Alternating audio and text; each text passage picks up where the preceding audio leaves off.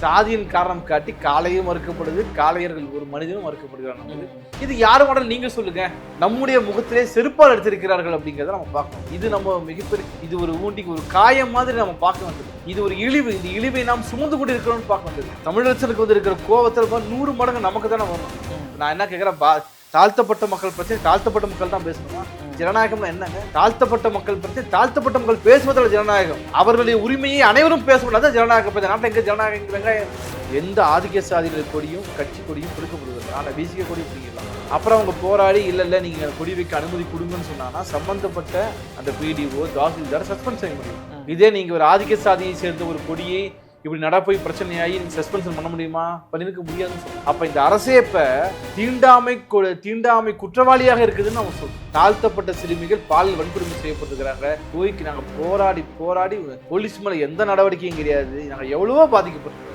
தனிப்பட்ட முறையில் பல வழக்குகளை எடுத்து எவ்வளவோ நாங்கள் பார்க்கணும். நாங்கள் போய் அந்த SC/ST கமிஷனில் போய் உட்காந்து அழ வேண்டியது. இந்த SC/ST கேஸ் போகிறதுக்கே நாங்கள் அழ வேண்டியதாக இருக்குது. அங்கே சாதி வேறுபாடு இல்லை, மத வேறுபாடு இல்லை. நீங்கள் பார்த்தீங்கன்னா அந்த பகுதியில் இருக்கக்கூடிய இஸ்லாமியர்கள் உட்பட அந்த போராட்ட காலத்தில் நம்ம அழகர் கோயிலை காப்பாற்றணும்னு சொன்னது யாரு? ஒரு இஸ்லாமிய பெண்மணி. இதை சீர்குலைக்கிற வேலையில் தான் இன்னைக்கு மூர்த்தியும் மூர்த்திகள் வணிக வரித்துறை அமைச்சர் மூர்த்தியும் அங்கே இருக்கிற கலெக்டர் ஈடுபட்டுருக்கிறாங்க. பாலமேற்றம் நான் சொல்லுவோம். சாதி வித்தியாசம் பாராமல் அங்கே இருக்கிற எல்லாரும் சேர்ந்து மண்ணை இயற்கை வளத்தை காப்பாற்ற போராடுகிறார்கள். நீங்க என்ன செஞ்சு வச்சிருக்கீங்க? இங்க ஒரு பல்கலைக்கழகத்துல ஒரு பியூனை கூட மாற்ற முடியாத ஒரு நிலைமை வந்துருச்சு. இப்ப UGC விதிகள் என்ன மாத்திருக்கிறாங்க? தெளிவா என்ன சொல்றாங்கன்னா எல்லா உரிமையும் ஆளுநருக்கு மட்டும்தான், யாருக்குமே. இது ஏற்கனவே இங்க ஒரு போட்டி அரசாங்கமா இன்னொரு அரசாங்கம் நடத்திட்டு இருக்காரு. அப்ப வந்து இது போன்ற விஷயங்கள்ல இருந்து பாக்குறாங்க மக்கள். நீங்க சட்டசபையில் கூடுறீங்க, தீர்மானம் போடுறீங்க, என்ன செஞ்சாலும் ஒன்றிய அரசு என்ன சொன்னா, ரூட்டை மாற்றணும். நிறுத்தணும். ரூட்டை நீ மாற்றணும். நான் வேற ரூட்ல போறேன். நீ மதுரையில பண்ணவே கூடாதுங்கிறதா மக்களுக்கு. சட்டமன்றத்தால் எதிரான தீர்மானம் நிறைவேற்றப்பட்டிருக்கு இல்லையா? சட்டமன்றத்தை எப்படி மதிச்சாரு RN ரவிங்கிறது எல்லாரும் பார்த்தாங்க. நீங்க தீர்மானம் போடுறீங்க, கொண்டு போய் யார்கிட்ட கொடுப்பீங்க? ஆளுநர் தான் கொடுத்தாங்க. ஆமா, இன்னைக்கு உச்சநீதிமன்றம் ஒரு வழக்கு வந்துச்சு. இந்த பல்கலைக்கழகங்கள் தொடர்பாக துணைவேந்தர்கள் தொடர்பான அந்த வழக்குல நீதிபதிகள் ஆச்சரியமா கேட்டாங்களாம். போன வருஷம் மாதிரி அப்படியே தான் என்ன இருக்கா தமிழ்நாட்டில்? ஆமாங்க. சரி, இது வந்து விசாரணைக்கு போடுவோம். இந்த நாட்டின் பாரத பிரதமர் என்று சொல்லக்கூடிய ஒரு நபர் IITக்கு வந்தாரு. அந்த கருப்பு பலூன்களை பார்த்து பயந்து மூத்திர சந்து வழியாக அழைத்து செல்லப்பட்டார். உண்மையாகவே அது மூத்திர சந்து தான். மூத்திர சந்து வழியாக தான் அழைத்து. அந்த அளவுக்கு ஒரு பயத்தை உருவாக்கியது தமிழ்நாடு.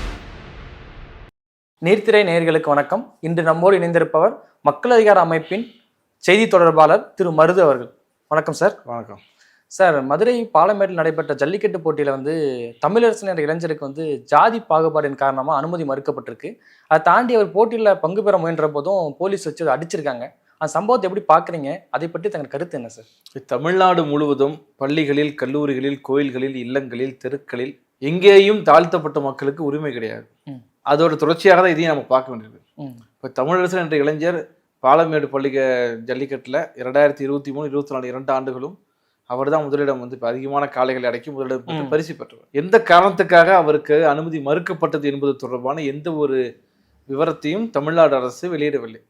அப்படின்னும் போது அவர் பகிரங்கமாக ஜல்லிக்கட்டு நடக்கும் அன்றைக்கு காலையில பத்திரிகையாளர் ஊடகவியலாளர் சந்திப்பில் அவர் சொல்கிறார், சாதியின் காரணமாக எனக்கு அனுமதி மறுக்கப்பட்டது. சொல்லப்போனால் 2023, 24 ஆகிய வருடங்களிலே அவர் அந்த ஜல்லிக்கட்டிலே கலந்து வெற்றி பெறும் போது கூட ஒரு ஆதிக்க சாதியை சேர்ந்த நபருடைய மாட்டை அடக்கி விட்டார் என்பதற்காக அவரை ஆதிக்க சாதியை சேர்ந்த அந்த மாட்டின் உரிமையாளர் அடித்தார். அதெல்லாம் கண்முன்னாடி பார்த்தோம், கண்முன்னாடியே பார்க்கலாம். அப்ப சமூக நீதி என்பது என்ன? முதல்ல நீங்க தாழ்த்தப்பட்டவர்களை வந்து பந்தயத்துக்குள்ளே விடாமல் நீங்க நடத்துவதற்கு பேர் சமூக நீதியா? அனைவருக்கும் இடம் கொடுத்து ஒரு ஆதிக்க சாதி வெறியரை கூட இது ஏற்றுக்கொள்ள வைப்பது சமூக நீதியா என்பது தொடர்பான நம்ம பேச வேண்டியிருக்குது. அப்ப இதோட பின்னணியா நம்ம பார்க்க வேண்டியிருக்குது. என்னன்னா, நாங்குநேரியில் நன்றாக படித்தான் என்பதற்காகவே ஒரு தாழ்த்தப்பட்ட மாணவன் வெட்டப்பட்டான். ஒரு வாழ்க்கையில ஒரு மரணத்தின் விளிம்புக்கு போய் திரும்பி வந்தான். வெட்டி கொன்றவர்கள் பெரிய பெரிய பயங்கரவாதிகள்லாம் கிடையாது. சின்ன சின்ன பசங்க, கூட படிச்ச பசங்க வெட்டினாங்க. வேங்கை வயல்ல இன்றைக்கு வரைக்கும் அந்த தொட்டியில யார் மலம் கலந்தார்கள் என்பதும் தெரியாது. இப்போது வரைக்கும் மாண்புமிகு சென்னை உயர்நீதிமன்ற கிளை மதுரை அமர்வு CBI வந்தால் கூட அதை கண்டுபிடிக்க முடியாது என்று சொல்லிட்டாங்க. 2 ஆண்டுகள் ஆகிவிட்டன. அப்ப நாடு முழுவதும், குறிப்பாக தமிழ்நாடு முழுவதும் இன்றைக்கு ஆதிக்க சாதி வெறியர்களின் கொட்டம் அதிகமாக கொண்டிருக்கிறது. RSS, பாஜக இது போன்ற பாசிச அமைப்புகள் அனைத்து சாதி சங்கங்களையும் கட்டுப்பாட்டில் வைத்திருக்கிறார்கள். இந்த சூழலில் தான் இந்த தமிழரசனுடைய அனுமதி மறுப்பை நாம் பார்க்கணும். ம். ரெண்டு வேறு வேறு கிடையாது. அப்போ ஒரு அரசு அப்படிங்கிறது என்னவா இருக்கணும் இந்த இடத்துல அப்படின்னா, ம். இன்றைக்கு அரசியலமைப்பு சட்டம் என்று ஒன்று இருக்கிறது. ம். நாம் படிக்கின்ற பாட புத்தகங்கள்ல தீண்டாமை ஒரு பாவச்செயல், தீண்டாமை ஒரு பெருங்குற்றம், இன்னும் நிறைய போட்டிருக்காங்க. ம். ஆனால் தீண்டாமை ஒரு தண்டனைக்குரிய குற்றம் என்று சொல்லப்பட்டாலும் கூட தீண்டாமை என்பது வழிபடுகின்ற ஒன்றாகவும் புனிதமான ஒன்றாகவும் அரசே அதை நடத்துவதுதான் பிரச்சனையா போகுது. ம். இப்ப போன ஜல்லிக்கட்டுல தமிழரசன் ஒரு ஆதிக்க சாதியை சேர்ந்தவரின் மாட்டை பிடித்தார். ம். அதற்காக அந்த ஆதிக்க சாதியை சேர்ந்தவர் அடித்தார். ம். இப்ப இனிமேல் மறுபடியும் அவர் அடிக்க விடாம தடுக்க என்ன பண்ணா, நாமளே போலீஸ் வச்சு அடிச்சிடலாம். ம். போலீஸ் வச்சு நாமளே அடிச்சிட்டோம்னா ஜாதி பிரச்சனை ஆகாதுல்ல. அப்ப போன வாட்டி இதுக்கு நடவடிக்கை எடுத்திருந்தா இந்த வாட்டி தடுத்துருக்கலாமா அதை? நான் மீண்டும் மீண்டும் சொல்ல வேணும்னா, நீங்க போன முறை சம்பந்தப்பட்ட அந்த மாட்டின் உரிமையாளரை போலீஸ் அடிச்சாங்க, அடிச்சு விரட்டினாங்க. ம். இந்த முறை அரசு என்ன செய்யணும்? அதுக்கு நடவடிக்கை- இப்படிப்பட்ட சம்பவங்கள் நடக்கக்கூடாது. ம். ஜல்லிக்கட்டை எல்லா சாதியை சேர்ந்தவர்கள் தான் வருவாங்க, இல்ல ஜல்லிக்கட்டு நடத்தக்கூடாது. ம். ஏற்கனவே உயர்நீதிமன்றம் இப்படிப்பட்ட ஆணை பிறப்பித்திருக்கிறது. ம். உயர்நீதிமன்றம் என்ன சொல்லியிருக்கிறாங்கன்னு பார்த்தோன்னா, இந்த ஜல்லிக்கட்டுக்கு முன்பு தொடரப்பட்ட வழக்கில் கூட ம். சாதி பெயரை சொல்லி எந்த மாடுகளும் அவிழ்த்து விடப்படக்கூடாது தெளிவா சொல்லியிருக்காங்க. ம். ஆனால் இங்க இந்த சாதியில பிறந்ததினால் ஒரு மனிதனுக்கு அங்கே கலந்து கொள்வதற்கு அனுமதி மறுக்கப்பட்டிருக்கிறது. ம். இப்ப இதை பார்க்கும்போது நாம் எந்த நாட்டுல வாழ்றோம்? இப்ப நேத்து பார்த்தோம்னா டாக்கிங் முறையில ஒட்டுமொத்த இந்திய உலகத்தில் இருக்கிற நாடுகள்ல 4வது நாடாக இந்தியா இணைஞ்சிருக்குது. ஸ்பேஸ்ல வானில் செயற்கைக்கோளை நிறுவி இருக்கிறாங்க. ம். இது 4வது நாடு. அப்பாகவே இந்தியாவை வல்லரசு ஆக்கணுங்கிறதெல்லாம் பல பேர் சொல்றாங்க. ம். அமெரிக்கா, ரஷ்யா, சீனா, அடுத்து இந்தியா. ம்.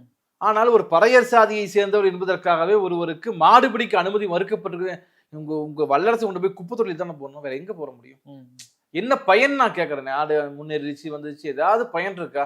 ம். ஒரு மனிதன் தன் திறமையின் மூலமாக 2 முறை வெற்றி பெற்றிருக்கிறான். ம். அவன் சாதியை காரணம் காட்டி அந்த நபர் மறுக்கப்பட்டார் என்று சொன்னால், இதை விட ஆக மிக கேவலமான ஒரு செயல் என்ன இருக்கிறது நம்ம முகத்துல? இதை விட நான் சொல்வது, இது நம்மை இந்த தமிழ்நாட்டில் இருக்கக்கூடிய இது பெரியார் மண் என்று சொல்லி இருக்கிற நம்முடைய முகத்திலே செருப்பால் எடுத்திருக்கிறார்கள் அப்படிங்கிறத நம்ம பார்க்கணும். இது நம்ம மிகப்பெரிய இது ஒரு ஒரு காயம் மாதிரி நம்ம பார்க்க வேண்டியது. இது ஒரு இழிவு. இந்த இழிவை நாம் சுமந்து கொண்டு இருக்கிறோம்னு பார்க்க வேண்டியது. நமக்கு அந்த அந்த அந்த தமிழரசனுக்கு இருக்கிற கோவத்தில் 100 மடங்கு நமக்கு தானே வரணும். நான் என்ன கேட்கிறேன், தாழ்த்தப்பட்ட மக்கள் பிரச்சனை தாழ்த்தப்பட்ட மக்கள் தான் பேசணுமா? ஜனநாயகம்னா என்னங்க? தாழ்த்தப்பட்ட மக்கள் பிரச்சனை தாழ்த்தப்பட்ட மக்கள் பேசுவதில் ஜனநாயகம். அவர்களுடைய உரிமையை அனைவரும் பேசக்கூடாது ஜனநாயகம். இப்ப இந்த நாட்டில் எங்க ஜனநாயகம், இங்க வெங்காயம் இருக்கு அப்படின்னு கேள்வி கேட்க வேண்டியிருக்குல்ல. இப்ப ஜனநாயகம் என்று பேசுவோர் முகத்துல காரி துப்ப வேண்டியிருக்குது அல்லவா? அதான் நான் சொல்ல வரேன். இது ஏதோ தனிப்பட்ட நிகழ்வாக பார்க்க முடியாது. இதற்கு முழு பொறுப்பும் தமிழ்நாடு அரசு தான் ஏற்கனவே நான் சொல்ல வரேன். இப்ப தீண்டாமை வழக்கு யார் மீது போடுவது? SC/ST தடுப்பு வன்கொடுமை தடுப்பு சட்டம் யார் மீது போடுவது? முதல்ல கலெக்டர் மேல போடணும். கலெக்டர் மேல தான் போடணும். ஏன்னா அங்க அதை நடத்தியது மூர்த்தி என்று சொல்லக்கூடிய அந்த அமைச்சராக இருந்தாலும் கூட அதை நடத்தியது ஒரு அரசு என்கின்ற முறையில கலெக்டர் நடத்துறாரு. அப்ப உங்க பொறுப்பு என்ன? உங்க கருத்து என்ன? நீங்க சொல்லுங்க. தமிழரசன் மேல என்ன தப்பு? குடிச்சிட்டு வந்தாரா? தப்பா ஏதாவது இருந்தாரா? என்ன செஞ்சாரு நீங்க சொல்லணும்ல. சாதியை காரணம் காட்டி நிராகரிப்பது SC/ST வன்கொடுமை தடுப்பு சட்டம் மீது தப்பா சரியா? தப்பு தானே? தப்புதான். அப்ப அந்த வழக்கை யார் மீது பதிவு செய்வதை பத்தி முதலமைச்சர் தானே முடிவு செய்யணும். அப்ப செய்தது என்ன? ஒரு தீண்டாமை என்ற மிகப்பெரிய நீங்க எழுதி வச்சிருக்கீங்க பெருங்குற்றம், ஒரு பாவ செயல், தண்டனை குறிப்பு நீங்க சொல்லி இருக்கிறீங்க. அதை ஒரு அரசே நடத்தி இருப்பது என்பது ஆக மிக கொடூரமான ஒரு செயல்பாடு இல்லையா?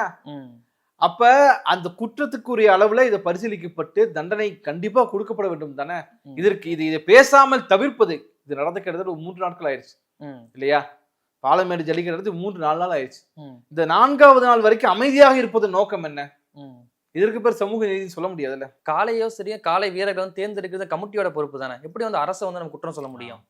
அதாவது இதை நடத்துவது யார்? இன்றைக்கு கூட உயர்நீதிமன்ற கிளையில சென்னை உயர்நீதிமன்றத்துல ஒரு வழக்கு வந்திருக்கு. நாமக்கல்ல பொன்னேரி என்று சொல்லக்கூடிய ஒரு பகுதியில ஜல்லிக்கட்டு நடத்தணும்.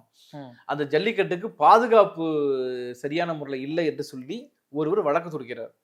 அந்த வழக்கின் போது நீதிமன்றம் என்ன சொல்லியிருக்குன்னா, பாதுகாப்பு கொடுக்க வேண்டியது அரசின் பொறுப்பு, அதை நடத்துவது அரசு தான். நீங்க மீண்டும் ஜல்லிக்கட்டு கமிட்டி தனியா நடத்தல. அதுக்கு எதுக்கு முன்னாடி நீங்க ஜல்லிக்கட்டு போராட்டத்துக்கு முன்பு ஜல்லிக்கட்டு கமிட்டி நடத்திக்குவாங்க, நீங்க ஜாதி பிரச்சனை எல்லாம் பேசிக்கலாம். ஆனா ஜல்லிக்கட்டு போராட்டங்களுக்கு பிறகு அந்த போராட்டத்தை நடத்துவது அரசின் பொறுப்பு. அதனாலதான் யாரு உள்ள வரணும், யாரு உள்ள வர்றான்னு யாரு முடிவு செய்யறது? அரசு முடிவு செய்யுது. காளைகளோட நீங்க பாத்தீங்கன்னா காலையில 4 மணில இருந்தே எல்லா காளைகளுக்கும் டெஸ்ட் பண்ணி அப்பப்ப சர்டிபிகேட் ஏதாவது மருந்து கொடுத்துருக்காங்க இல்ல, இதை யார் செக் பண்றாங்க? ஜல்லிக்கட்டு கமிட்டியா? அரசு தானே பண்ணுது. அப்ப அரசு தானே பொறுப்பு. அதைத்தானே நான் கேட்கிறேன், இந்த சமூகத்தில் நடக்கக்கூடிய எல்லா சட்டம் ஒழுங்கு பிரச்சனைகளுக்கும் அரசு பொறுப்பா இல்லையா? அரசு பொறுப்புலாம் எதுக்கு நம்ம வரி கட்டிட்டு இருக்கணும்? அப்ப இதற்கு பொறுப்பு இருக்க வேண்டியது அரசு தான். எல்லாவற்றையும் நீங்க தனிப்பட்ட ஒரு கமிட்டி தலையில போட்டு போறதுக்கு எதுக்கு அரசு ஒண்ணு இருக்குன்னு அவசியம் கிடையாதுல்ல. அதே பகுதியில பாலமேடு கிராமத்துல வந்து தலித்தோடைய கோயில் காலை வந்து உள்ள வந்து பங்கேற்க வந்து அனுமதியை வந்து மறுத்திருக்காங்க. அதை எப்படி பாக்குறீங்க? இது வந்து இந்த கோயில் காலை அனுமதி மறுக்கப்பட்டது, அதுக்கு எதிர்ப்பு தெரிவித்து அங்க இருக்கக்கூடிய தாழ்த்தப்பட்ட மக்கள் கருப்பு கொடி போராட்டம் நடத்தியது. இதை நான் பார்க்கும்போது முன்னி சொன்னதோட தொடர்ச்சியாக அரசே இப்போ தற்போது தீண்டாமையின் வடிவமாக மாறி இருக்குதுங்கிறது தான். ஒரு பெயருக்காக வந்து தீண்டாமைக்கு அந்த பேப்பர்ல தீண்டாமை பெருங்கொற்றம் இதெல்லாம் எழுதுன இதெல்லாம் கூட தேவையில்லைன்ற நிலைக்கு இவங்க போயிட்டாங்களோன்னு நம்ம யோசிக்க வேண்டியது. அப்ப இவ்வளவு நாள் இத்தனை ஆண்டு காலம் கூட இருந்தது கிடையாது. ஏன்னா ஜல்லிக்கட்டு ஒரு ஆதிக்க சாதியினோட விளையாட்டு என்று கருத்துக்கள் வந்த போதெல்லாம் முதல் காளையாக பறையர் சாதியை சேர்ந்தவர்களுடைய காலை கோயில் காலை தான் அவிழ்த்து விடப்படும் என்று பேசியதெல்லாம் நினைவு இருக்கு. பலரும் பேசினாங்க. ஆமா அங்க சாதி கிடையாது, சில பேர் தனிப்பட்ட முறையில் சாதி இது பண்ணலாம், அந்த கோயில் அந்த விளையாட்டுல சாதி கிடையாது என்று பேசினாங்க. அந்த கோயில் காலை ஒரு தாழ்த்தப்பட்ட ஆதி திராவிடருடைய அந்த கோயிலுக்கு சொந்தமான காலையில திறந்து விடப்படும் சொன்னாங்க. அந்த கோயிலுக்கு காலைக்கே நிக்குதுன்னா அப்ப ஒட்டுமொத்தமாக இந்த அரசு யார் கையில் இருக்குது? RSS கையில இருக்குதா? அப்படின்னு இருக்குதுங்கிறதா நமக்கு தெரியுது. இதுக்கும் RSS என்ன சம்பந்தம் சார்? இல்ல இப்ப வேற நான் நீங்க சமூக நீதி அரசுன்னு பேசுறீங்க, சமூக நீதி மாடல்னு பேசுறீங்க. ஒண்ணு சமூக நீதி மாடலை பின்பற்றணும். அப்படின்னா எல்லா சாதியினருக்கும் சரியான ஒரு அளவின்படி எல்லாரையும் சரியா மதிக்கணும். குறிப்பாக பாதிக்கப்பட்ட தாழ்த்தப்பட்ட மக்களுக்கு சிறப்பு முன்னுரிமை கொடுக்கணும். அதுதான் ஒரு சமூக நீதி அரசு. சாதியின் காரணம் காட்டி காளையும் மறுக்கப்படுது, காளையர்கள் ஒரு மனிதனும் மறுக்கப்படுகிறாங்க. இது யாரு மாடல் நீங்க சொல்லுங்க, இல்லன்னா வேற யார் மாடலா இருக்கும் நீங்க சொல்லுங்க. 2017ஆம் ஆண்டு வந்து ஒட்டுமொத்த தமிழ்நாடு மக்களும் போராடி தான் நம்ம ஜல்லிக்கட்டை வந்து மீட்டெடுத்தோம். அப்படி இருக்கக்குள்ள குறிப்பிட்ட சமூகத்துக்கு வந்து அந்த உரிமை மறுக்கப்படுது இல்லையா? போராட்டத்தோட விளைவு என்னவா வந்து நிக்குதுங்க? இது நீங்க எப்படி அதை பாக்கணும்னா, நீங்க ஜல்லிக்கட்டு போராட்டத்துல நாங்கள தான் கலந்துக்கணும். இறுதியில போலீஸ்ல கடுமையாக அடியெல்லாம் மீனவர்கள்லாம் பயங்கரமா ஒடுக்கப்பட்டாங்க, வீடுகள் எரிக்கப்பட்டது. நானு மீனவர்களுக்கும் மாட்டுக்கு என்ன சம்மந்தம் இருக்குது? இப்ப நாளே என் வாழ்க்கையில இப்ப வரைக்கும் நேர்ல பார்த்தே கிடையாது. ஜல்லிக்கட்டு மாடை கூட ஏதாவது போகும்போது இங்க பாத்துக்கலாம், இங்கே தொடுக்கட்ட பாத்துல லட்சக்கணக்கான பேர் அங்க இருந்தாங்க. அது மோஸ்ட்லி சென்னையை சேர்ந்தவர்கள் நிறைய பேர் இருந்தாங்க. அவர்களுக்கு மாடு ஒண்ணுதான். இது தமிழ் தேசிய இனத்தின் மீதான ஒடுக்குமுறையின் ஒரு வடிவமாக ஒட்டுமொத்த இந்திய அரசே உச்சநீதிமன்றம் உட்பட இந்த போட்டிக்கு அனுமதி மறுத்தார்கள்.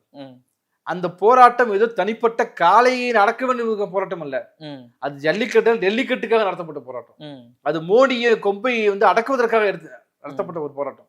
அப்படிதான் நம்ம பார்க்கணும். அப்ப இது போன்ற விளையாட்டுகள், பாரம்பரிய விளையாட்டுகள் எல்லாத்தையும் நாங்க போய் அவங்க போராட்டம் பண்ணவங்க அத்தனை 15 லட்சம் பேர் போராட்டம் பண்ணாங்க மெரினாவில். அவங்க எல்லாம் போய் காலையை போய் பிடிச்சிட்டாங்களா? எனக்கெல்லாம் இப்போ வரைக்கும் பார்த்தோன்னா அது பெரிய இன்ட்ரெஸ்டே கிடையாது பாக்குறதுல. ஆனால் ஏன்னு கலந்துக்கிட்டோம், இதுதான் ஜனநாயகம் நான் சொல்ல வரேன். இந்த நாட்டு ஒரு தமிழ் தேசிய இனத்தின் மீது நடத்தப்படுகின்ற ஒரு தாக்குதல் அடக்குமுறைக்கு எதிராக எனக்கு அது தனிப்பட்ட விளையாட்டின் மீது விருப்பம் இல்லாம கூட இருக்கலாம், ஆனால் மக்கள் தொடர்ச்சியாக நடத்திட்டு இருக்கிறாங்க போது அதை நம்ம ஆதரிக்கணும். அதன்னு ஒரு வெளிப்பாடாகத்தான் பார்த்தோம். ஆனால் இப்ப பிரச்சனை என்னன்னு பார்த்தோம்னா, அதை போராடி மீட்டு நாம தான் கொண்டு வந்தோம். அது தனிப்பட்ட முறையில தனிப்பட்ட அந்த எந்த ஒரு ஊருக்கும் சொந்தமானது இல்ல. அந்த போராட்டத்தின் வெற்றி தமிழ்நாட்டின் வெற்றி, தமிழ்நாட்டு மக்களின் வெற்றி. அப்ப அதுல இப்ப நடக்கக்கூடிய இந்த சாதிய பாகுபாடுக்கு எதிராக அனைவரும் குரல் கொடுக்க வேண்டியதான் சொல்லுவோம். அப்ப ஏற்கனவே இது போன்ற சில பிரச்சனைகள் இருந்துச்சு. ஆனால் நம்ம மையமான விஷயத்தை பார்த்தோம். என்ன மையமான விஷயம்? என்ன, ஒரு தமிழ் தேசிய இனத்தின் மீதான அடக்குமுறையை ஒரு இந்த இந்துத்துவ தேசியம், அந்த பார்ப்பன பாசிச பனியா கும்பல் அதை நடைமுறைப்படுத்தும் போது அதற்கு எதிராக ஒரு போராட்டம். அந்த போராட்டம் வெறும் மாடு மட்டும் கிடையாது. நீங்க கொக்கோலா எதிர்ப்பு, ஏகாதிபத்திய எதிர்ப்பு, நீங்க வந்து அது வந்து கார்பரேட் எதிர்ப்பு வரைக்கும் அங்க பேசப்பட்டது இல்லையா? அதுதான் ஒரு அரசியல் போராட்டம். தமிழ்நாட்டுல 1965 நடைபெற்ற இந்தி எதிர்ப்பு போராட்டத்திற்கு பிறகு ஒரு மாஸ் மூவ்மெண்ட் அப்படின்னா, மாஸ் மூவ்மெண்ட் என்ன, பெருந்திரள் மக்கள் கலந்து கொண்டது. நான் அந்த போராட்டம் தொடங்கும் போது எங்க இருந்தேன்னா திருத்துறைப்பூண்டியில் இருக்கேன். நான் திருத்துறைப்பூண்டியில் சென்னைக்கு வர வழியில பேருந்துகளை பார்க்குற அங்கங்க ஒவ்வொரு திரளையும் மக்கள் உட்கார்ந்து போராட்டம் பண்ணிட்டு இருந்தாங்க. அப்படிப்பட்ட ஒரு மக்கள் திரள் போராட்டம். அந்த போராட்டம் தமிழர்களோட உரிமையை அந்த அந்த சம்பந்தப்பட்ட ஜல்லிக்கட்டை மீட்டது மட்டுமல்ல, தமிழ்நாடு என்ன என்று இந்தி மொழி எதிர்ப்பு, இந்தி திணிப்புக்கு எதிரான போராட்டம் 2.0 அடுத்து வந்து அது பரிணமிச்சு வந்தது. அது இது அப்படிதான் பார்க்கணும். இன்றைக்கு நடத்தப்பட்டிருக்கிற விஷயத்தை பொறுத்த வரைக்கும், இது அரசு செய்யாமல் தனிப்பட்ட நீங்க சொல்வதை போல நபர்கள் செய்திருந்தாங்கன்னா மிகப்பெரிய பிரச்சனை தமிழ்நாடு முழுக்க வந்திருக்கும். அது அரசே மேற்கொண்டு செய்தது சம்பந்தமாக எந்த கட்சியும் வாய் திறந்து பேசல. அதான் ஒண்ணு. கூட்டுக்களவாணியை போல அமைதியாக இருக்கிறாங்கல்லாம். எல்லா கட்சியும் அமைதியா இருக்கு. எல்லாத்துக்கும் பேசக்கூடிய சவுக்கெடுத்துட்டு போறான்னு சொன்ன அண்ணாமலை ஏன் வாயை மூடிக்கொண்டு அமைதியா இருக்கிறார்? ஏன்னா அங்க ஆதிக்க சாதி வெறியர்களுக்கு ஜால்ரா போட்டுக்கிட்டு அமைதியாக இருக்கிறாங்க. எல்லாரும் சேர்ந்து எல்லா கட்சியும் அரசும் ஒன்றிணைந்து கொண்டு இந்த வேலையை செய்திருக்கிறாங்க. யாரும் பேசல. இது சீமான் கூட இதை பத்தி பேசின மாதிரி யாரும். அப்ப தாழ்த்தப்பட்ட மக்கள், தலித்து மக்கள் மீது நடத்தப்பட்ட அடக்குமுறையை ஒரு அரசு மட்டுமல்ல, அனைத்து தேர்தல் கட்சிகளும் பெரும்பாலான கட்சிகள் எல்லாம் சேர்ந்து அதை மூடி மறைக்கிறார்கள். இது அதை விட மிக மோசமான கொடுமையாக. ஜல்லிக்கட்டு உரிமை மறுக்கப்படும் போது வந்து கொந்தளிச்சு வந்த மக்கள் ஜல்லிக்கட்டுல வந்து ஜாதி பார்க்கும்போது அதுக்கான எதிர்ப்பு வந்து ரொம்ப குறைவா இருக்கு இல்லையா? இப்ப ஒரு பிரச்சனை நடக்குதுன்னா அது தொடர்பாக ஏதாவது அமைப்புகள் நீங்க போராட்டம் செய்யும் போது அது வெளியே வரும். ஏன்னா இது பொதுவாகவே இப்படிப்பட்ட கேள்விகள்லாம் அங்க போராட்டம் பண்ணாங்க, இங்க இதுக்கு ஏன் பண்ணல, அதுக்கு ஏன் பண்ணல அப்படிங்கிற மாதிரி பல பேர் கேள்வி கேட்கறாங்க. இந்த சுவாதி இறந்த போது ஏன் போராட்டம் பண்ணல, இப்படி பல விஷயங்கள் பேசலாம். முதல்ல இது போன்ற போராட்டங்கள் எப்ப முகிழ்த்திலிருந்து வருதுங்கிறது பத்தியான ஒரு வரலாற்று ரீதியான நமக்கு தோணும்.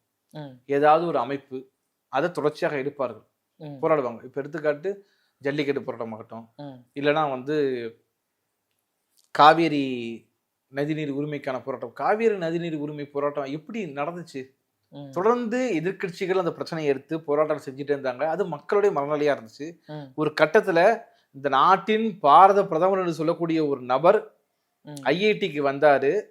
அந்த கருப்பு பலூன்களை பார்த்து பயந்து மூத்திர சந்து வழியாக அழைத்து செல்லப்பட்டார். உண்மையாகவே அது மூத்திர சந்து தான், கிட்டலுக்கு சொல்ல மூத்திர சந்து வழியாக அழைத்து செல்லப்பட்டார். அந்த அளவுக்கு ஒரு பயத்தை உருவாக்கியது தமிழ்நாடு. அதற்கு முன்பு ஜல்லிக்கட்டுல உருவாக்கியது தமிழ்நாடு. நீங்க இதே இங்க பாக்கலாம். இப்ப கருணாநிதிக்கு மெரினாவில் இடம் கிடைக்கலன்னா கருணாநிதி மேல விருப்பம் பெற்றுலாம் மக்கள் அங்க போராட்டம் பண்ண கிடையாது.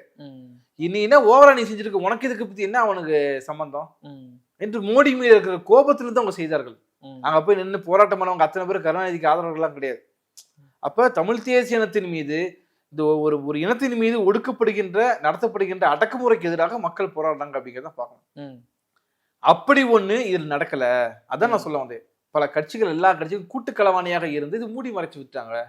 ஆனா நெடுநாளைக்கு மூடி மறைக்க முடியாது. நெருப்ப பொட்டலம் கட்டி பாக்கெட்ல வச்சுக்கிட்டு போக முடியாது. பாக்கெட் எரிஞ்சுதான் ஆகும், தோல் சுட்டுதான் ஆகும், காயம் ஏற்படதான் செய்யும். அப்ப நீண்ட நாளைக்கு இதை இழுத்து கொண்டு போக முடியாதுன்னு நான் சொல்லுவேன். அப்ப இது கண்டிப்பாக இது வந்து ஒரு அரசியல் தளத்துக்கு வரும். இது ஒரு பண்பாடு தளமாக பேசப்பட்டு அரசியல் தளத்துக்கு வரும்.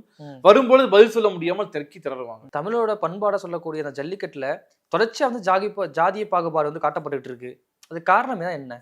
இல்ல, நான் காரணத்தை பத்தி நான் ஏற்கனவே உங்களுக்கு சொல்லிட்டேன். என்னன்னா, இது நாடு முழுவதும் பரவி இருக்கிற ஆதிக்க சாதி வெறியர்களோட புகலிடமா இந்த அரசு இருக்குது. ஃபர்ஸ்ட் நான் வந்து தமிழ்நாட்டை மட்டும் சொல்லல, இந்தியா முழுவதும் யோசிச்சு பாருங்க.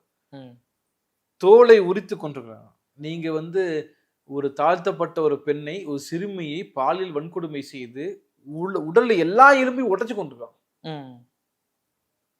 இப்போ சத்தீஸ்கர்ல உத்தரகாண்ட்ல பார்த்தோம்னா, அங்கு நடந்த ஒரு ஊழலை எதிர்த்து பேசி ஊழலை வெளிக்கொண்டு வந்த ஒரு பத்திரிகையாளரை எப்படி கொண்டு இருக்கிறாங்கன்னு பாருங்க. இதயத்தை உள்ள இருந்து உடைச்சு அந்த வேதனை அனுபவிக்க முடியுமா? கையை உள்ள விட்டு அந்த இதயத்தை வெளியே எடுத்து எலும்புகள் எல்லாம் உடைச்சு கல்லீரல் வந்து பாதிப்பு ஏற்படுறது வெளியிருந்து அடிச்சிருக்காங்க. இப்படி எல்லாம் கொலை செய்யப்பட்டிருக்கு. அப்ப இது இப்படிப்பட்ட அடக்குமுறை, ஒடுக்குமுறைக்கு எதிரான ஒரு வடிவமாகத்தான் இப்ப நீங்க நடந்திருக்கிற இந்த பிரச்சனையும் பார்க்க முடியும். அப்ப ஒட்டுமொத்தமாக ஒன்றிய அரசுல யாரு ஆட்சியில் இருக்கிறாங்கன்னா, ஒரு RSS, பாஜக, அம்பானி, அதானி பாசிச கும்பல் தான் ஆட்சியில் அங்க இருக்கிறாங்க. அதோட பாதிப்பு எல்லா இடங்கள்லயும் இருக்கும். தமிழ்நாட்டுல பெயருக்கு இங்க திமுக அரசு இருந்தாலும் கூட இங்க நடக்கிற சம்பவங்கள்லாம் பாருங்க. எந்த ஆதிக்க சாதியினர் கொடியும் கட்சி கொடியும் பிடிக்கப்படுவதில்லை. ஆனா விசிக கொடி பிடிக்கலாம். அப்புறம் அவங்க போராடி இல்ல நீங்க கொடி வைக்க அனுமதி கொடுங்கன்னு சொன்னாங்கன்னா சம்பந்தப்பட்ட அந்த பிடிஓ தாசில்தார் சஸ்பெண்ட் செய்ய முடியும். இதே நீங்க ஒரு ஆதிக்க சாதியை சேர்ந்த ஒரு கொடியை இப்படி நடப்போய் பிரச்சனையாகி நீங்க சஸ்பென்ஷன் பண்ண முடியுமா? பண்ணிருக்க முடியாதுன்னு சொல்றேன். அப்ப இந்த அரசே இப்ப தீண்டாமை குற்றவாளியாக இருக்குதுன்னு நம்ம சொல்றோம். அது தனிப்பட்ட முறையில மு.க. ஸ்டாலின் இப்படி சொல்லவில்லை. இந்த அரசுனா முதல்ல என்ன, அதிகாரிகள் கொண்டதுதான் அரசு. இந்த அரசே அப்படி இருக்குதுங்கிறத நம்ம திருப்பி சொல்ல வருது. அதன் பார்வை எப்படி இருக்குது? ஒரு பிரச்சனையில ஒரு தாழ்த்தப்பட்ட சிறுமி பாலியல் வன்கொடுமை செய்யப்பட்டால் அதை பார்க்கின்ற பார்வை ஒன்னா இருக்குது. அவர் ஆதிக்க சாதியை சேர்ந்து திரும்பி செய்யப்பட்டால் அது ஒரு பார்க்கிற பார்வை ஒன்னா தான் இருக்குது. நான் சொல்ல சட்டம் முதல் நீதி முதல் இப்ப இருக்கக்கூடிய எல்லா அட்மினிஸ்ட்ரேஷன் வரைக்கும் எல்லா துறைகளும் அப்படிதான் இருக்குது. ஒரு பார்ப்பன சிறுமியோ ஆதிக்க சாதியை சேர்ந்த திரும்பியோ பாதிக்கப்பட்டால் அதன் பார்வை வியூ வேற, மொத்தமா டைமென்ஷன் வேறையா இருக்கு. அண்ணா நகர்ல ஒரு பெண்ணை பாலியல் வன்கொடுமை செய்யறாங்க, உடனே எல்லா மீடியாக்களும் போகுது. உடனே நான் தவறுன்னு சொல்லாத, அது அப்படிதான் அணுகணும். உடனே ஒரு அம்மா கடிதம் எழுதுறாங்க, அடுத்த நாளே சென்னை உயர்நீதிமன்றத்தை விசாரிக்கிறாங்க. விசாரிச்சு இடைக்கால இழப்பீடாக 25 லட்சம் கொடுக்குறாங்க. ஆனால் நான் தமிழ்நாட்டுல பல தாழ்த்தப்பட்ட சிறுமிகள் பாலியல் வன்கொடுமை செய்யப்பட்டிருக்கிறாங்க. போய்க்கு நாங்க போராடி போலீஸ் மேல எந்த நடவடிக்கையும் கிடையாது. நாங்க எவ்வளவோ பாதிக்கப்பட்டிருக்கிறோம். தனிப்பட்ட முறையில பல வழக்குகளை எடுத்து எவ்வளவோ நாங்க பாக்குறோம். நாங்க போய் அந்த SC/ST கமிஷன்ல போய் உட்காந்து அழ வேண்டியது. இந்த SC/ST கேஸ் போறதுக்கே நாங்க அழ வேண்டியதா இருக்கு. சம்பந்தப்பட்ட போலீஸ் மேல ஆக்ஷன் எடுக்கணும்னு நாங்க போனோம்னா அதுக்கு நீதிமன்றம் எவ்வளவோ கேள்வி கேட்கறாங்க. இப்படி எந்த கேள்வி எதுல கேட்கல. இப்ப சென்னையில நடந்த ஒரு பிரச்சனைகளை கேட்கறது இல்ல. அப்ப எல்லாருமே எப்படி இருக்கிறாங்க? ஒட்டுமொத்த இந்த அரசே எப்படி இருக்குது? ஒரு தாழ்த்தப்பட்ட மக்களுக்கு பிரச்சனை, அது வரிய குடும்பத்தை சேர்ந்தவர்கள் பிரச்சனை, ஒரு கிராமத்துல இருக்கிற பெண்ணு பிரச்சனைனா ஒன்னாதான் பாக்குறாங்க. அதுல என்ன நடவடிக்கை இருக்கிறாங்க? இந்த நடவடிக்கை இல்லை. இப்ப நீங்க எடுத்தீங்கன்னா நான் இப்ப தொடர்ச்சியாக இந்த SC/ST ஆணையத்துக்கு சில வழக்குகளுக்கு போகும்போது சென்னையில கோடம்பாக்கத்துல ஒரு சிறுவன், சென்னையில தாழ்த்தப்பட்ட மக்கள் கணிசமாக வாழக்கூடிய பகுதி இல்லையா? கோடம்பாக்கம் அதன் மையம். கோடம்பாக்கத்துல அரசு உதவி பெறும் பள்ளி, அது கணபதி பள்ளின்னு நினைக்கிறேன், பேர் மறந்துருச்சு. அதுல அந்த பையனை அவரு பள்ளி விழாவில் சிறப்பா பறையடித்தார், பறை இசை நிகழ்ச்சி நடத்தினார். சாதி பெற சொல்லி திட்டிருக்காங்க. இப்போ வரைக்கும் சம்பந்தப்பட்ட ஆசிரியர்கள் மீது தீண்டாமை வன்கொடுமை தடுப்பு சட்டம் போடப்படவே இல்லை. எவ்வளவோ போராட்டம் பண்றாங்க, ஒண்ணும் பண்ண முடியல. அப்ப நான் மீண்டும் இது போன்ற விஷயங்கள்ல நிகழ்வுகள்ல முன்கை எடுத்து நடத்த வேண்டிய நபர் யாரு? அரசு தானே. ஏன் அரசு அமைதியாக இருக்கிறது? அப்புறம் நீங்க ஒரு பதில் சொல்லுங்க. நான் ஆதிக்க சாதிக்காக தான் அரசு, தாழ்த்தப்பட்ட மக்களுக்கான அரசு கிடையாதுன்னு சொல்லுங்க. மேற்கொண்டு பேசிக்கலாம். கூடுதல் என்னன்னா, மதுரை அரிட்டாப்பட்டியில டங்ஸ்டன் சுரங்க அமைப்பதற்கான அனுமதியை மத்திய அரசு கொடுத்திருக்கு. அதுக்கு எதிரான போராட்டங்கள் தொடர்ச்சியாக தமிழ்நாடு நடந்துட்டு இருக்கு. அது எப்படி பாக்குறீங்க சார்? இப்ப டங்ஸ்டன் அரிட்டாப்பட்டி போராட்டம்ங்கிறது சொல்லப்போனால் தமிழ்நாட்டுடைய போராட்ட உணர்வை மீண்டும் ஜல்லிக்கட்டுக்கு பிறகு, ஸ்டெர்லைட் எதிர்ப்பு போராட்டங்களுக்கு பிறகு மீண்டும் அது முகிழ்த்து வருது. மிக மிக நம்ம எல்லோருமே ஆதரிக்க வேண்டியது, பெருமைப்படக்கூடிய விஷயம். பத்திரிகைகள் ஊடகங்கள்ல 50,000 பேர் மக்கள் கலந்து கூடதாக சொல்றாங்க. எண்ணிக்கை அதிகமாக. அந்த போராட்ட வடிவத்தை நீங்க பாருங்க. கிராமத்துல இருந்து மக்கள்லாம் கிளம்பி குலதெய்வம் கோயில்ல போய் சாமி கும்பிட்டு குலவு போட்டு கிளம்பி போறாங்க. எதற்காக? இந்த நாட்டையும் இந்த மண்ணையும் காப்பாற்றுவதற்காக. அந்த மக்கள்கிட்ட நம்ம கத்துக்க வேண்டியது. அங்க சாதி வேறுபாடு இல்ல, மத வேறுபாடு இல்ல. நீங்க பாத்தீங்கன்னா அந்த பகுதியில் இருக்கக்கூடிய இஸ்லாமியர்கள் உட்பட அந்த போராட்டத்தை கலந்துக்கிட்டாங்க. நம்ம அழகர் கோயிலை காப்பாற்றணும்னு சொன்னது யாரு? ஒரு இஸ்லாமிய பெண்மணி. இதை சீர்குலைக்கிற வேலையில் தான் இன்னைக்கு மூர்த்திங்கிற வணிக வரித்துறை அமைச்சர் மூர்த்தியும் அங்க இருக்கிற கலெக்டர் ஈடுபட்டு இருக்கிறாங்க பாலமேட்ல. நான் சொல்ல வரேன், சாதி வித்தியாசம் பாராமல் அங்க இருக்கிற எல்லாரும் சேர்ந்து மண்ணை இயற்கை வளத்தை காப்பாற்ற போராடுகிறார்கள். நீங்க என்ன செஞ்சு வச்சிருக்கிறீங்க இங்க? அப்ப அந்த டங்ஸ்டனுக்கு எதிரான போராட்டம் அப்படிங்கிறது மிக மிக முக்கியமான ஒரு போராட்டம். அதுல முதலமைச்சர் சொல்றா, இல்ல நான் உயிரோட இருக்கிற வரைக்கும் செய்ய முடியாது சொல்றாரு. இன்றைக்கு மாநிலங்களே ஊராட்சி அளவுக்கு அதனோட தரத்தை குறைப்பதற்கு எல்லா வேலையும் நடக்குது. யோசிச்சு பாருங்க, ஒரு முதலமைச்சரால ஒரு பல்கலைக்கழகத்துல ஒரு பியூனை கூட மாற்ற முடியாத ஒரு நிலைமை வந்துருச்சு இல்லையா? இப்ப UGC விதிகள் என்ன மாத்திருக்கிறாங்க? தெளிவா என்ன சொல்றாங்கன்னா, எல்லா உரிமையும் ஆளுநருக்கு மட்டும்தான், யாருக்குமே இல்லை. இது ஏற்கனவே இங்க ஒரு போட்டி அரசாங்கமா இன்னொரு அரசாங்கம் நடத்திட்டு இருக்காரு ஆரன்று. அப்ப இது போன்ற விஷயங்கள்ல இருந்து பாக்குறாங்க மக்கள். நீங்க சட்டசபையில கூடுறீங்க, தீர்மானம் போடுறீங்க, என்ன செஞ்சாலும் ஒன்றிய அரசு என்ன சொன்னா, ரூட்டை மாத்தணும்னு சொன்ன. நிறுத்தணும், நீ ரூட்டை நீ என்ன மாத்துறது? நான் வேற ரூட்ல போறேன், மதுரையில பண்ணவே கூடாதுங்கிறதா மக்கள் குறிக்கும். ஸ்டெர்லைட்டுக்கு எதிராக மக்கள் அதிகாரம் எடுத்த போராட்டம் மிகப்பெரிய போராட்டம். இப்போ மீண்டும் வந்து வேதாந்தாவுடைய துணை நிறுவனமான இந்துஸ்தான் ஜிங்க் நிறுவனத்துக்கு வந்து அந்த அனுமதியை வந்து மத்திய அரசு கொடுத்துருக்கு. அதை எப்படி பாக்குறீங்க? அதாவது நான் மீண்டும் சொல்லக்கூடியதுன்னா, அதாவது மக்களுடைய போராட்டம் அவர்களுடைய உணர்விலிருந்து, அவர்களுடைய உணர்வுங்கன்னு சொல்ல அவங்களுடைய ஒரு மானசீகம்னு சொல்லுவாங்க இல்லையா வடமொழியில், அது மாதிரி அவர்கள் வந்து தங்கள் மண்ணுக்கான போராட்டம் தொடங்கியிருக்கிறாங்க. இது வந்து பெரிய மக்கள் போராட்டமா ஆகிடக்கூடாதுங்கிறதுல பல கட்சிகளும் ஒன்றா இருக்கிறாங்கன்னு நான் சொல்ல வரேன். அதிமுக ஆகட்டும், இல்ல வந்து பிஜேபி ஆகட்டும், திமுக ஆகட்டும், எல்லோருமே இது மக்கள் போராட்டமா மாறிடக்கூடாதுன்னு இருக்காங்க. நான் என்ன கேட்கிறேன், அரிட்டாப்பட்டியில, மேலூர் இது போன்ற பகுதியில் 1,00,000 பேர் உட்கார்ந்து போராட்டம் பண்ண திமுகவுக்கு என்ன பிரச்சனைன்னு கேட்கிறேன். உங்களுக்கு என்ன பிரச்சனை? 1,00,000 பேர் உட்காரட்டும், ஒரு நாள் முழுக்க 10 நாள் உட்காரட்டும், ஒன்றிய அரசு பணிய வைக்கட்டும், உங்களுக்கு என்ன பிரச்சனை? நீ ஏன் வந்து நிறுத்தணும் ஏன் நினைக்கிறீங்க? ஏன் போலீஸ் போட்டு தடுக்கணும் ஏன் நினைக்கிறீங்கன்னு கேட்குறேன். உண்மையாகவே உங்களுக்கு தமிழ்நாடு கவர்மெண்ட்டுக்கு, திமுக அரசுக்கு, பிஜேபியோட ஒன்றிய அரசின் கொள்கைகள் தவறு என்று பட்டால் நீங்கள் அமைதியாக இருங்கள். இன்னொரு ஜல்லிக்கட்டை போல இங்க டங்ஸ்டனுக்கு எதிரான போல தமிழ்நாட்டு மக்கள் நடத்தி காட்டுவார்கள். நீங்க ஏன் தடுக்கிறீங்க? அதை பத்தி சொல்லுங்க. சட்டமன்றத்தில் அதுக்கு எதிரான தீர்மானம் நிறைவேற்றப்பட்டிருக்கு இல்லையா? ஆமா, சட்டமன்றத்தை எப்படி மதிச்சாரு ஆர்.என். ரவிங்கிறது எல்லாரும் பார்த்தாங்க. நீங்க தீர்மானம் போடுறீங்க, கொண்டு போய் யார்கிட்ட கொடுப்பீங்க? ஆளுநர் தான் கொடுத்தாங்க. ஆமா, இன்னைக்கு உச்சநீதிமன்றம் ஒரு வழக்கு வந்துச்சு. இப்ப இந்த பல்கலைக்கழகங்கள் தொடர்பாக, துணைவேந்தர்கள் தொடர்பான அந்த வழக்குல நீதிபதிகள் ஆச்சரியமா கேட்டாங்களாம், போன வருஷம் மாதிரி அப்படியே தான் என்ன இருக்கா தமிழ்நாட்டுல? ஆமாங்க நாங்களாம். சரி, இது வந்து விசாரணைக்கு போடுவோம்னு எடுத்திருக்காங்க. அவ்வளவுதான், அதிர்ச்சி தான் ஆக முடியும், வேற ஒன்றும் பண்ண முடியாது சொல்ல வரேன். நான் சொல்ல மாநிலங்களுக்கே வந்து பள்ளப்படுகிற பாம்பு மாதிரி மாநிலங்களுக்கு எந்த உரிமையும் இல்லாத ஒரு சூழல் நோக்கி போயிருச்சு. இப்ப நாங்க வந்து அதை பண்ணி இதை பண்ணி நீங்க உங்களால என்ன பண்ண முடியும்? எதுவும் பல்கலைக்கழகத்திலே எதுவுமே செய்ய முடியாதுங்கிற சூழல் இருக்கும்போது நீங்க எப்படி டங்ஸ்டன் சுரங்கத்தை நிறுத்துவீர்கள் என்ற கேள்வி மக்கள் கேட்கிறார்கள். ஆகவே மு.க. ஸ்டாலின் ஆகட்டும், அமைச்சர்கள் ஆகட்டும், எல்லாரும் மக்கள் கூட வந்து உட்காருங்க.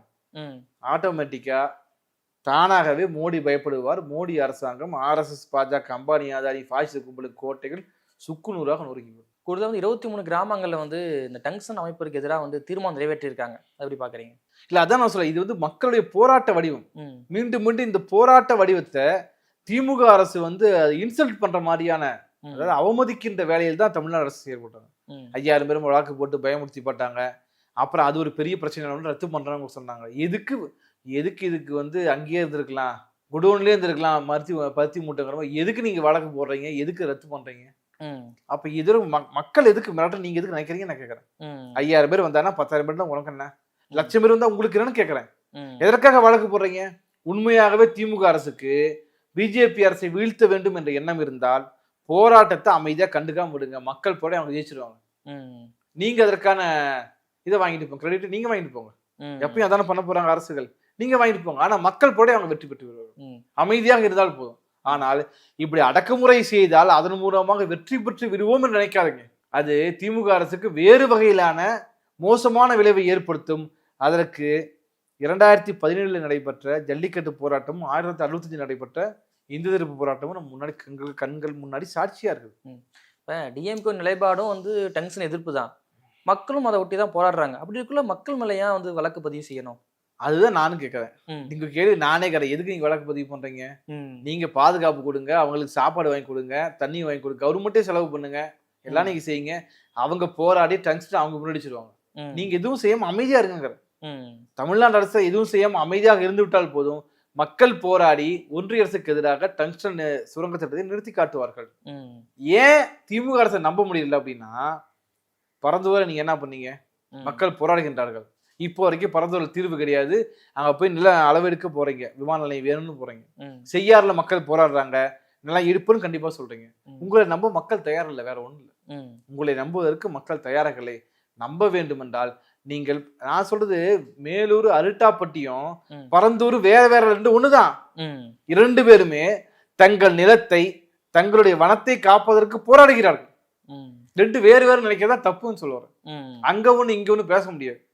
அதனால தமிழ்நாடு அரசு இவர்களுக்கு ஆதரவு தெரிவிக்க வேண்டும். அமைதியாக ஓரமாக இருந்தால் போது தமிழ்நாட்டு மக்கள் பார்த்துக் கொள்வார்கள். இறுதி என்னன்னா, ஆளுநர் ரவி இருக்காரு இல்லையா, இந்த டைம் மீண்டும் வந்து திருவள்ளூருக்கு வந்து காவி சாயம் வந்து பூசிருக்காரு. எப்படி பாக்குறீங்க? அது எப்படி சொல்றதுன்னா, அது சொன்னோம்னா வந்து தவறா போயிடும். அது ஒரு மோசமான எடுத்துக்கிட்டு தான் சொல்லணும். இருந்தாலும் வேற கொஞ்சம் நாகரிகமா சொல்லிக்கலாம். அவருக்கு ஒரு வேலை கிடையாதுங்க. வேலை இல்லை என்பதை விட தமிழ்நாட்டு மக்களுடைய உணர்வுகள் இருக்கு இல்லையா, அந்த உணர்வுகளை வந்து சிதைக்கின்ற வேலையை அவர் செய்வார். அப்ப எதுக்கு இவர் வந்தாரு, 3 நிமிஷம் எதுக்கு திரும்பி போனாரு? உண்மையை சொல்ல போனால் விடுதலை சிறுத்தைகள் கட்சி உட்பட 2-3 முக்கியமான விஷயங்களை ஒட்டி விவாதம் நடத்தணும்னு முடிவு இருந்தாங்க. ஒன்று அண்ணா பல்கலைக்கழக மாணவியரும், இன்னொன்று இன்னொரு விஷயம் சம்மந்தமா பண்ணோம். இது எதுவுமே பேசாம இப்போ ஒட்டுமொத்த திமுகவுக்கும் என்ன ஆயிடுச்சுன்னா, எந்த மக்கள் பிரச்சனை எதுவுமே பேச விடாம ஆர்.என்.ரவி பத்தி இவங்களும் பேசிட்டு இருப்பாங்க, அவரு அதுக்கு ஏற்ற மாதிரி கோமாளி கூத்து நடத்திட்டு இருப்பாரு. அப்படி இருக்குங்கிற நான் இப்ப மக்கள் பிரச்சனையை பேச முடியல, எங்க பேசப்படுது, பேசப்படாம போயிருச்சு. மக்கள் பிரச்சனையை பேசல. அதுக்கு மாறாக ஆர்.என்.ரவி என்ன செய்தாரு, வந்தாரு போனாரு, அது மேல விவாதம் சரியா தப்பான்னு இப்படி ஓடிட்டு இருக்கு. இப்ப நான் என்ன கேட்கிறேன், சட்டமன்றத்துல நடந்த விவாதத்துல அண்ணா பல்கலைக்கழகத்துல நீங்க என்ன செஞ்சீங்கன்னு கேட்டா, நீங்க என்ன பண்ணீங்க பொள்ளாச்சியில், இப்படி மாறி மாறி ஓடிட்டு இருக்குது. அந்த நாடகங்கள் நம்ம எவ்வளவு நாள் பார்த்துருக்குதுன்னு கேட்கறேன். அண்ணா பல்கலைக்கழக விஷயங்கள் நான் பொள்ளாச்சியில் நடவடிக்கை எடுக்க மு.க. ஸ்டாலின் தடுத்தது யாரு? நீங்களான்னு போய் தடுத்துமா? யாரு தடுக்கலையே. கொடநாடு விவகாரத்தில் தடுத்தது யாரு? நீங்களாம் தடுத்துமா? தடுக்கலையே. ஆக நடவடிக்கை எடுக்க வேண்டிய ஒரு அரசு அண்ணா பல்கலைக்கழகத்துல என்ன செஞ்சீங்கன்னு கேள்வி கேட்டா, பதிலுக்கு நீங்க என்ன செஞ்சீங்கன்னு கேள்வி கேட்கறது இருக்குல்ல, இது ரொம்ப அபத்தமானதுன்னு நான் சொல்லுவேன். அதுதான் நடக்குது. அதனால இது மீண்டும் மீண்டும் சட்டமன்றத்துல நீங்க அந்த ஆர்.என்.ரவி செய்ததெல்லாம் வந்து பார்த்தோம்னா, மக்கள் பிரச்சனையை பேச விடாமல் தடுப்பதற்கு என்ன செய்ய வேண்டுமோ அதை சிறப்பாக செய்து முடித்து விட்டார். ஒரு வகையில திமுகவுக்கு இது ஒரு லாபம். ஏன்னா திமுக மேல இருக்கக்கூடிய இந்த மைனஸ் பாயிண்ட் சொல்றாங்கல்ல, குறைகள், இது எதுவுமே பேசப்படாமல் பெரிய அளவு விவாதிக்கப்படாத ஒரு கூட்டத்தொடராக இது முடிந்து விட்டதற்கு எல்லோருமே சேர்ந்து திமுக அரசை சேர்ந்து ஆர்.என்.ரவிக்கு நன்றி சொல்ல வேண்டும். இவ்வளவு நேரம் எங்களோடு வந்து நிகழ்வில் கலந்து கொண்டு கருத்துக்களை பகிர்ந்து நமக்கு நன்றி சார். நன்றி.